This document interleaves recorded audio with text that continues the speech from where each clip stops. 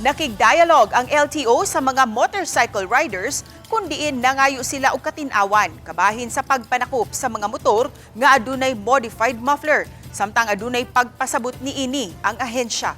Ani ang report ni Nico Sereno. Sa Pahara Park, ilawom sa Marcelo Fernan Bridge, gitigom sa Tagalan Transportation Office kung LTO ang leader sa mga lain-laing motorcycle riding groups. Muabot sa 50 ka mga opisyales sa mga riders group gikan sa Metro Cebu ug probinsya ang mitambong sa dialogue nga mituki sa lain-laing issue. Nagpangutana ang mga riders sa guidelines sa pagpanakop sa mga motor nga dunay modified mufflers. May mitesting pa sa iyang motorsiklo kung pasado ba kini. Matod sa opisyal sa ahensya, kung saba kaayo, dakpon kini. Modified basta hindi tinatanggal yung silencer and catalytic mechanism. Tapos dapat, of course, dapat hindi siya more than 99 decibels. So pagka sobrang ingay na niyan, most probably walang silencer yan. And that's what we are prohibiting. Hindi lang yan safety issue eh.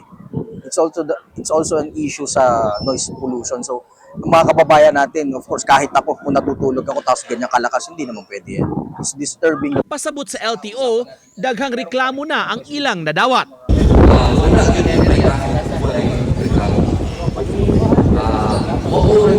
Kabatay mo sa Transcendental Highway nga, naana dito kapatupo ng ating mga license. Di ako na sa inhana ang mga residente dito, kaya nga nung di na dito doon.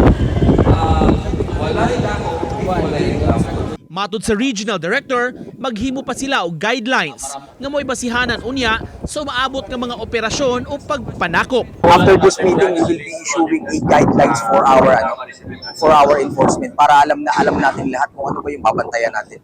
Mas complete pagkalabas yung guidelines. We will be meeting with the LTO nya sa atong mga deputized including sa atong police, sa TEU, then sa AMUA para to set the new guidelines kung unsa jud ang pwede na dakupon. Midasig sa bang LTO sa maayong koordinasyon tali sa lain-laing sektor para sa kahapsay sa kadalanan. Subay sa pagdasig kanila, i-monitor kung doon na ba'y mga personnel sa LTO nga miabusar sa pwesto. Nico Sereno, Balitang Bisdak.